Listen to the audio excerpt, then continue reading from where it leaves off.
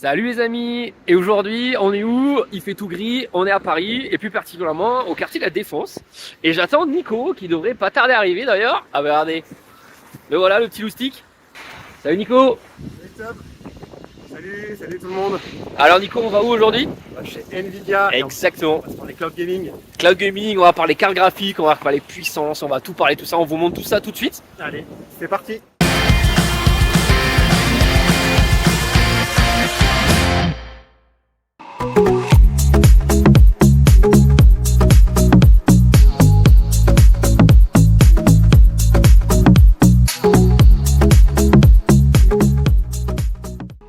Salut les amis. Salut. C'est Tom et Nico. Aujourd'hui, on n'est pas chez nous, on n'est pas dans notre capsule, on est chez Nvidia aujourd'hui pour justement un concept discovery, donc le fait de rencontrer d'autres personnes, pas forcément nous. Voilà, on a d'autres gens qui sont avec nous aujourd'hui et on va voir justement qui est cette personne et de quoi on va parler aujourd'hui. Nico, parle-nous un petit peu plus de discovery. Bon, on vous a donné déjà un petit indice quand on était en bas, mais aujourd'hui on est dans les locaux de Nvidia et on rencontre Stéphane Quentin. Merci de nous accueillir. Donc oui, moi, je suis Stéphane, voilà. Je m'occupe de la communication pour Nvidia depuis une vingtaine d'années. Et auparavant, j'étais journaliste spécialisé dans des magazines type Joystick, des sites internet comme hardware.fr. Je faisais un peu des vidéos sur des chaînes télé à l'époque, MicroKids et tout ça. Donc voilà, mon univers effectivement c'est le PC, c'est le gaming. Le gaming, ça peut. Les gaming, les GPU, la puissance graphique. C'est voilà, c'est ma vie en fait. Ça fait 30 ans que je suis là-dedans. Exactement. Et la prochaine évolution, justement, c'est le cloud gaming. Voilà, Exactement. c'est la prochaine pour les gens aujourd'hui qui commencent à découvrir les services de plus en plus puissants. Mais en fait, c'est un travail qui a commencé dès les années 2010-2011, c'est-à-dire que technologiquement, c'est des technologies qui ont été mises au point, commencé à être développées en 2010 à peu près, où on a pu commencer effectivement à faire en sorte que la puissance graphique soit accessible à travers un data center pour qu'on puisse, parce que pendant longtemps, en fait, on pouvait accéder à un data center, mais on avait que la puissance du CPU, on n'avait pas la puissance du GPU. Donc, il a fallu attendre des technologies comme Grid, que Nvidia a mis à eu point dans les années 2009-2010, pour qu'effectivement on puisse accéder à la puissance du GPU à travers les data centers, ce qui a permis de faire effectivement le cloud gaming et puis plein d'autres usages plus professionnels. Mais voilà, et aujourd'hui, on est dans cette explosion des services qui sont adaptés effectivement au cloud gaming. Parfait. Tout à fait. Je crois qu'on est avec la bonne personne en fait pour parler gaming. Hein. Donc, C'est super sérieux apparemment. Tu as commencé à nous expliquer ce qu'était le cloud gaming. Donc tout simplement, c'est le fait de pouvoir jouer à distance sur des gros serveurs, et ce depuis n'importe quelle machine, c'est ça? Exactement. Donc le concept, c'est vraiment comme je l'ai expliqué, c'est on a la puissance de calcul graphique et CPU évidemment derrière, qui va être encodée en vidéo. C'est-à-dire que l'image elle est calculée sur le data center avec les gros GPU et elle est encodée en vidéo en temps réel et ce flux vidéo va être amené sur la machine client, en l'occurrence un Chromebook, le plus rapidement possible. Et ça nécessite beaucoup de technologie, puisque en fait, il faut comprendre que déjà il y a la partie encodage vidéo. On parle de latence. L'ennemi du cloud gaming, ça a été la latence pendant très longtemps. Aujourd'hui, on a mis au point des technologies qui permettent de réduire la latence pour faire en sorte qu'effectivement, on n'ait plus cette sensation de saccade ou de non-réactivité du jeu. Donc, toutes ces petites technologies qui ont été mises au point avec le temps, nous, on a raffiné dans nos GPU, qu'on a déployé au niveau des développeurs de jeux. Parce qu'il faut savoir que les développeurs de jeux aussi ont un rôle essentiel dans l'arrivée du cloud gaming. C'est-à-dire qu'effectivement, si un jeu a été pensé aussi pour être tourné sur du serveur en cloud gaming, le jeu va être plus réactif parce qu'ils vont pouvoir faire certaines choses qui n'étaient pas faites auparavant. Donc voilà, c'est toutes ces technologies-là qui aujourd'hui on découvre sur un service comme GeForce Now, qui effectivement aujourd'hui représente l'ultime upgrade, c'est-à-dire la machine la plus puissante, le service de cloud gaming le plus puissant disponible à l'heure actuelle. On peut avec un Chromebook, on peut profiter d'une 4080, une carte qui aujourd'hui vaut 1200, 1300, 1400 euros dans un Chromebook. Exactement, ouais, c'est incroyable. C'est ça, tout ça que l'on a à l'intérieur de ça, tout simplement.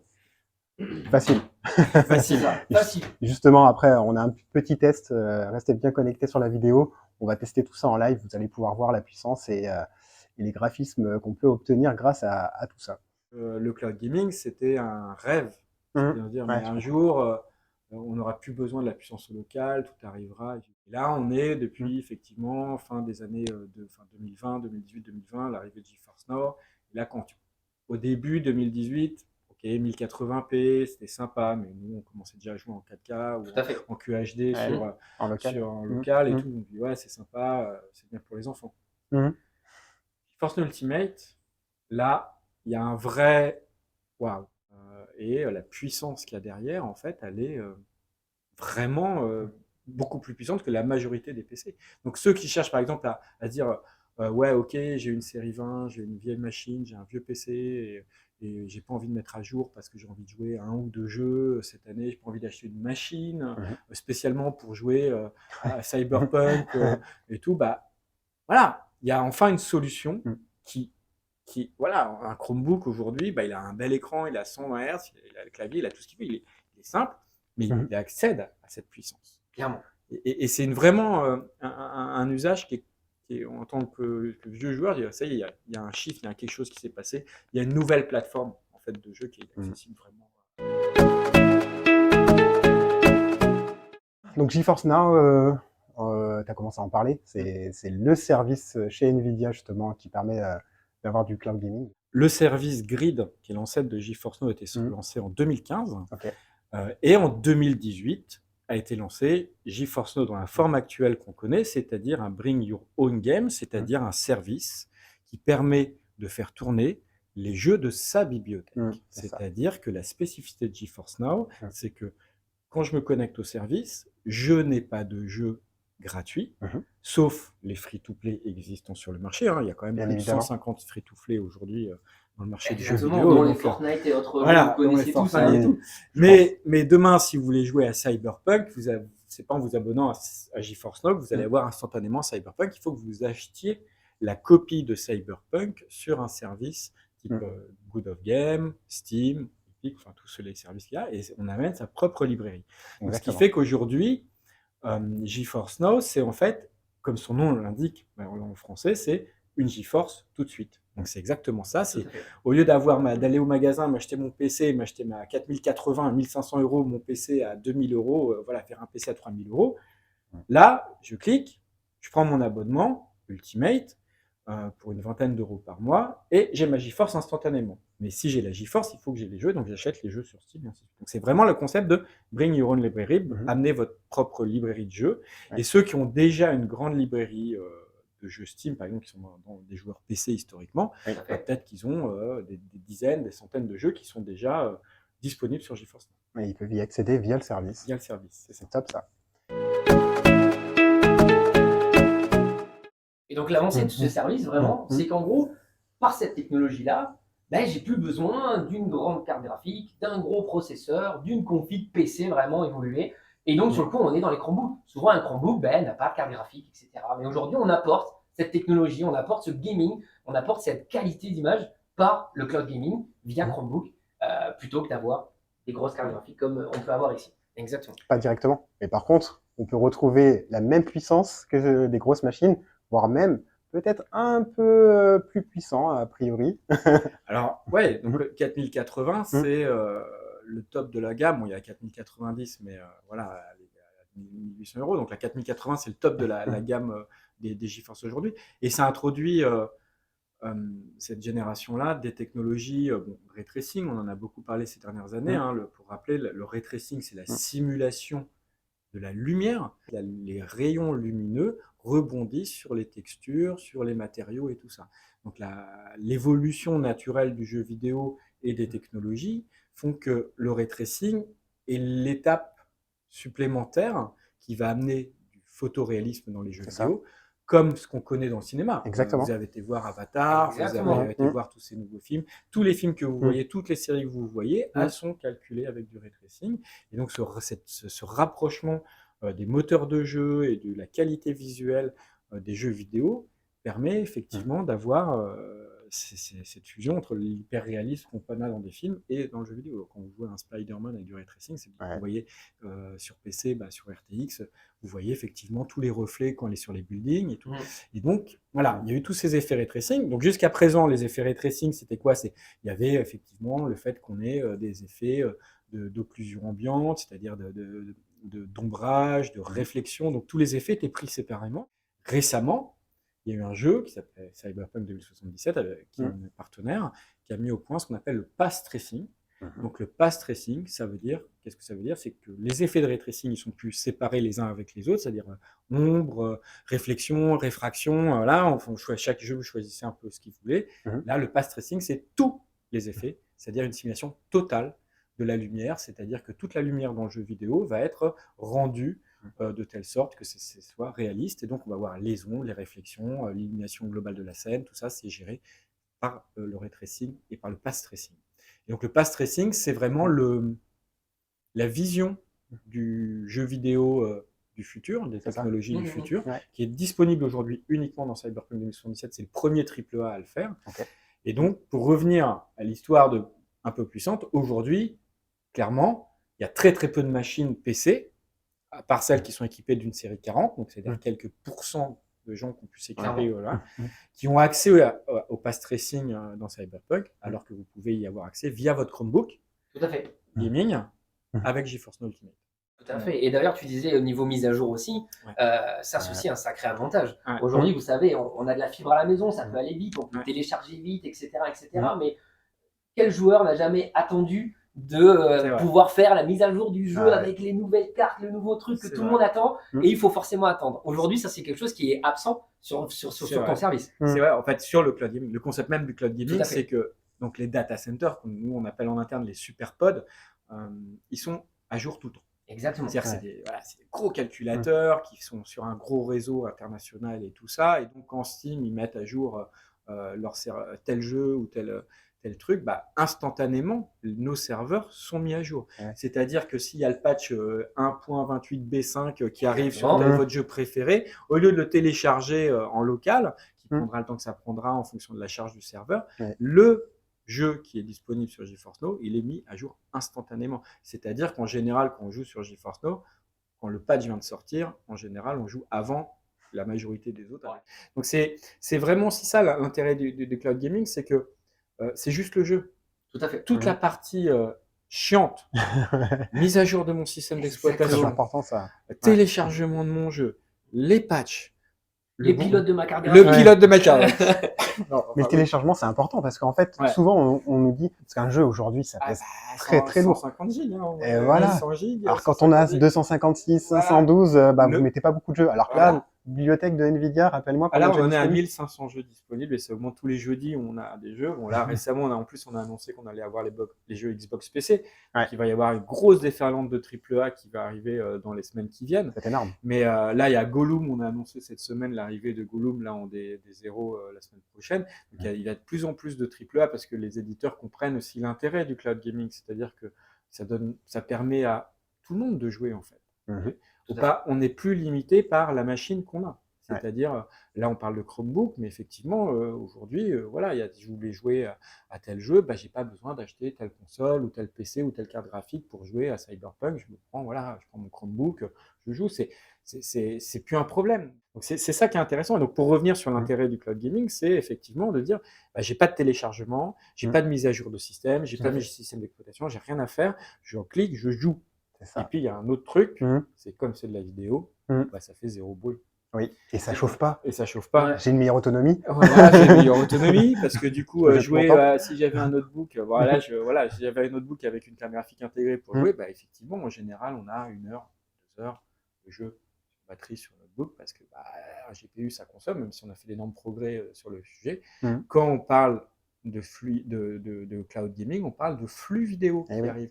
Et décompresser de la vidéo, c'est beaucoup plus économique en termes énergétiques que de calculer en 3D en local. Exactement. Donc ça, c'est vraiment l'intérêt du cloud gaming, c'est effectivement moins de consommation, moins de bruit, pas de patch, pas de téléchargement, juste le jeu. Et voilà. Donc un Chromebook, c'est pas juste pour faire du traitement de texte, les gars. C'est pas non plus les jeux Play Store avec du Candy Crush, etc. On peut faire du vrai gaming aujourd'hui avec des Chromebooks.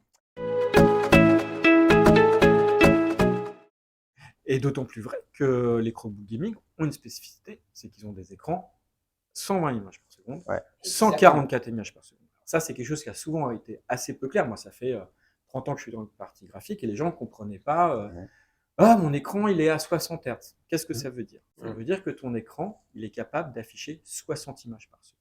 Tout à fait. Si ta carte graphique, elle en affiche 100, Mmh. tu les verras pas, tes 100 sera images par limité. seconde. T'es Tu limité seras par ton limité écran. par ton écran. Donc, quand on commence à vouloir jouer à des jeux compétitifs, parce Mmh. que je rappelle une chose essentielle, c'est qu'un jeu compétitif, par exemple, la fluidité, c'est ce qui vous permet de gagner. Si Exactement. tu joues à 60 Mmh. Hz, à 60 images par seconde versus quelqu'un qui joue à 120 images par seconde, Ouais. tu es sûr de perdre. Bah, tu pars avec un inconvénient, hein. Tu pars, mais tu es sûr de perdre. C'est même pas que tu pars avec un inconvénient, c'est comme si tu cours un 100 mètres avec des sabots. Ouais. Donc voilà, J'avoue, c'est pas gagné c'est d'avance. pas gagné. Enfin, voilà, c'est sûr. On a fait plein d'études sur le sujet, la fréquence de rafraîchissement. C'est pour ça que même sur PC aujourd'hui, les meilleurs, on a commencé à sortir des dalles à 540 Hz, donc 540 images par seconde, Ah ouais. puisque plus c'est fluide, plus c'est réactif en Tout à fait. fait. Et du coup, le fait d'avoir sur des Chromebook gaming un écran à 120 images par seconde, voire 144 pour certains, bah, effectivement, ce sont clairement des machines qui sont destinées aux jeux vidéo. Et comme la puissance dans le Chromebook gaming n'est pas évidemment suffisante pour afficher 120 images par seconde, c'est évidemment fait pour des services de cloud gaming comme GeForce Now. Exactement. Ça permet à tout le monde de jouer en fait. Mmh. On n'est plus limité par la machine qu'on a. Et ça vient se cumuler avec d'autres specs techniques de ces fameux Chromebook gaming, avec par exemple des claviers anti-ghosting, donc des claviers qui vont permettre d'appuyer sur toutes les touches en même temps et ça va être réactif. Donc on cherchait la fluidité, c'est bien, mais les gros joueurs gamers sont aussi, on veut sauter, courir, s'accroupir, tirer, faire plein de choses en même temps. Et surtout, nos claviers sont aussi compatibles pour ça. Donc on a vraiment tout ce packaging final finalement pour l'utilisateur au niveau du Chromebook. Et tout ce côté puissance, c'est lié encore une fois au service NVIDIA GeForce Now. Exactement. Il y a une autre importance aussi, du coup, parce que là, on se connecte à Internet. Donc, une des caractéristiques majeures de ces Chromebooks-là, c'est d'avoir une très bonne connexion, une accroche au réseau. Et donc, généralement, ils sont équipés de cartes réseau dernière génération, de Wi-Fi 6, ou Wi-Fi 6E pour la dernière génération, qui va importer pour justement aller chercher cette accroche réseau et avoir la meilleure bande passante possible pour pouvoir accéder à GeForce Now. Le cloud gaming, ça dépend de la connexion. Et voilà. Ça dépend de la distance que l'on met au serveur. Parce que Pour la latence. Parce que plus la distance est faible, moins il y a de latence. Mais pour revenir sur ce que tu dis, l'accroche réseau, clairement, la latence, c'est l'ennemi du cloud gaming. Donc effectivement, si vous avez la possibilité de jouer en filaire, c'est toujours mieux pour le cloud gaming. Mais GeForce Now fonctionne très bien en Wi-Fi 6. On recommande du Wi-Fi 6, du 5 au minimum. En dessous, on recommande du filaire. Et encore une fois, on recommande aussi des périphériques filaires, des souris filaires. Il y a des souris gaming. On n'en parle pas, mais le Chromebook, moi là, j'utilise des souris Razer filaires qui sont des Razer qu'on appelle des souris réflexes, parce que les réflexes, c'est aussi le nom chez NVIDIA de toute une gamme de périphériques pour justement les jeux compétitifs. Donc on a des écrans réflexes, on a des souris réflexes à faible latence. On peut utiliser des souris type Razer ou d'autres à faible latence sur un Chromebook pour effectivement gagner quelques millisecondes à chaque fois pour profiter au mieux du cloud gaming.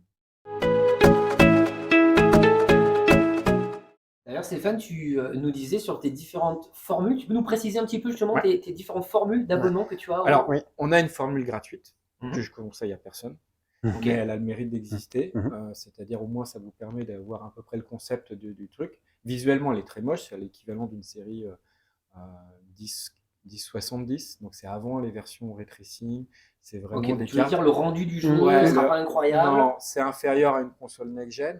Donc, tu joues en quelle résolution? 1080p, 60, avec des settings médium, mais tu n'as pas raffinement. L'image n'est pas très jolie. La compression n'est pas très jolie. C'est vraiment une formule de découverte.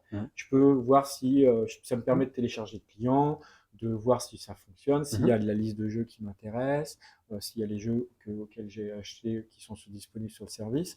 Voilà, c'est une formule de découverte. N'hésitez pas à tester d'ailleurs pour justement découvrir le service, et vous voyez, il y a une formule gratuite qui existe. Alors, du coup, la mécanique de GeForce Now, c'est une file d'attente, c'est-à-dire que dans la formule gratuite, j'ai 1 heure de jeu, au bout d'1 heure, je suis déconnecté, je rentre dans une file d'attente. C'est une formule qui est très utilisée par les gens qui veulent jouer par exemple à Fortnite, parce que gratuit plus gratuit égale gratuit, je crois. Voilà. Donc voilà, donc c'est la formule en général. Voilà, on a envie d'essayer un peu à Fortnite, on va jouer un peu sur GeForce Now, mais c'est pas vraiment la formule que je recommande. Je dis ça, voilà, c'est pas. Il faut pas. Ce que je veux dire, c'est qu'il faut pas juger GeForce Now par rapport à la formule gratuite. C'est surtout ça que je veux. Oui, j'entends. C'est ça que je veux dire. Donc après, il y a la formule prioritaire. Mhm. Donc la formule prioritaire qui revient à peu près à une dizaine d'euros par mois, qui vous permet de jouer sur l'équivalent d'une 2080. Donc c'est une machine qui est en 1080p 60, mais avec les raffinements ray tracing. Donc c'est une machine qui est légèrement plus puissante qu'une console next-gen. Ok. Voilà, c'est juste Ah oui. un petit peu l'équivalent, on va dire. C'est l'équivalent d'une console next-gen, à peu près. Donc là, on est sur une solution pour du Full HD. Voilà, ça marche très bien, l'image est belle. Et là, on a une file d'attente 6 heures.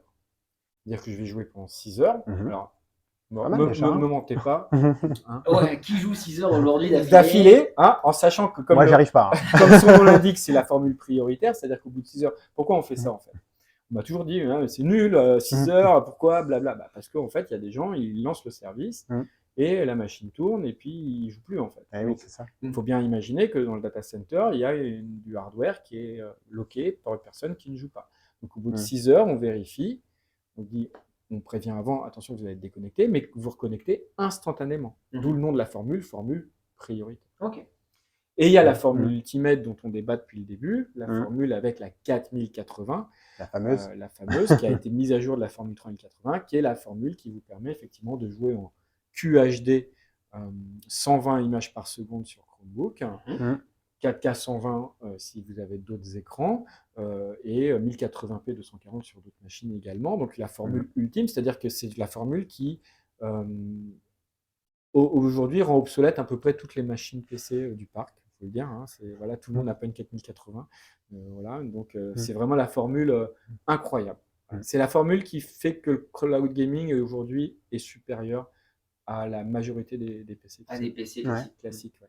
À part ceux évidemment qui ont des 4080 au-dessus, mais voilà, ça reste un frein. Donc la majorité des gens qui ont une machine aujourd'hui, parce qu'il faut rappeler sur Steam par exemple, si on prend la carte graphique la plus vendue sur Steam ou utilisée aujourd'hui, c'est la 3060 ou la 1650, on va en débattre, mais voilà, c'est une machine qui est très inférieure, puisque là, sur la 4080, on a une puissance qui est 5 fois celle d'une console nouvelle génération. C'est énorme. 5 consoles. C'est 5 fois. Voilà, 5 ou Xbox Series X même. 5 fois. C'est à peu près ça. Voilà, on a 5 fois cette puissance-là pour du jeu vidéo, dédié aux jeux vidéo. Donc c'est énorme. Voilà, si on veut vraiment profiter de son sur jeu. Mon Chromebook à 700 €. Sur ton Chromebook à 700 €. Et celui à 400 aussi. Celui à 400 aussi, ouais. Après, donc la formule aujourd'hui est une vingtaine d'euros par mois. Comme je le rappelle, c'est on peut s'abonner un mois. On a une formule d'abonnement sur 6 mois, une formule d'abonnement sur 1 an avec effectivement des prix qui sont plus sympas. Et puis on peut toujours à tout moment arrêter son abonnement, revenir en fonction de ses usages et ainsi de suite. Donc là, évidemment, je conseille, quand on prend une formule à 20 €, je conseille évidemment de tester sa connexion avant. La fibre est recommandée, même si les très bons ADSL peuvent le faire. Quand je dis très bons ADSL, c'est les ADSL à 20 mégas, 30 mégas, voilà. Ce serait dommage de dépenser 20 € si vous n'avez pas la connexion, hein. Tout dépend de la connexion. Si vous avez une connexion un peu plus faible, effectivement, l'offre prioritaire peut être suffisante pour voilà, déjà se faire plaisir. Mais si vous voulez vraiment profiter, quand on met aujourd'hui un jeu PC, c'est 60 €, hein, c'est moins cher qu'un jeu console. Mais quand on met 60 € dans un bon jeu, qu'on veut se faire plaisir, voilà. Et je rappelle qu'un Chromebook, bon, on a son écran 120 fps, tout ça, mais on peut toujours le brancher sur un écran externe, sur une télé, on est à la maison, profite avec un pad, voilà, et ça fait office de console largement plus puissant. Tout à fait. Super. Et écoute Stéphane, moi je te propose, on va jeter un petit peu un œil, on vous montre plein de démos, etc. On va vous montrer toute cette puissance que l'on a donc à l'intérieur du Chromebook, en différentes démos. Super. Allez, c'est parti.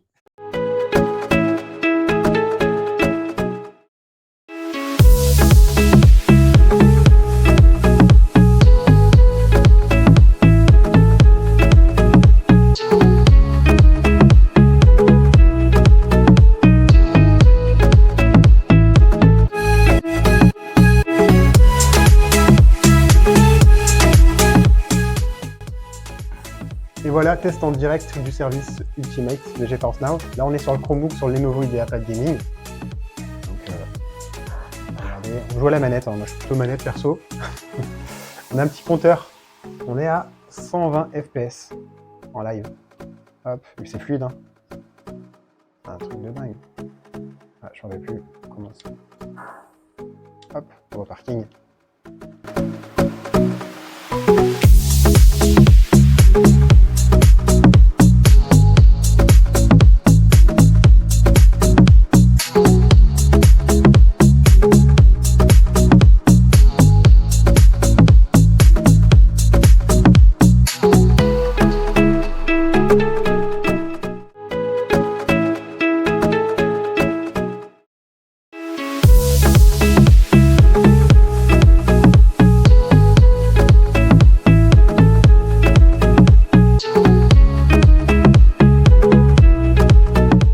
On est tous les deux installés. Grosso modo, on vit la même expérience de jeu. Si ce n'est que moi, je suis sur une config donc localisée avec un PC à plus de 3000 euros, une carte graphique, une 4080, donc tous les effets RTX activés, etc. Donc là, j'en prends plein les mirettes. C'est assez incroyable. Ouais. Mais Nicolas, finalement, je suis pas en reste, vit la même expérience que moi. Moi, je suis sur mon Chromebook, Lenovo IdeaPad Gaming. Exactement. Alors, moi, je suis pas sur le même prix, parce qu'on est à 600-700 euros. Tout à fait. Et voilà. Et donc, j'ai la même expérience que Tom. Sauf que moi, en fait, tout le matos, il est pas très loin, là, sur Paris. Mais en tout cas, ça me permet d'avoir la même expérience que Tom. Regardez, c'est fluide.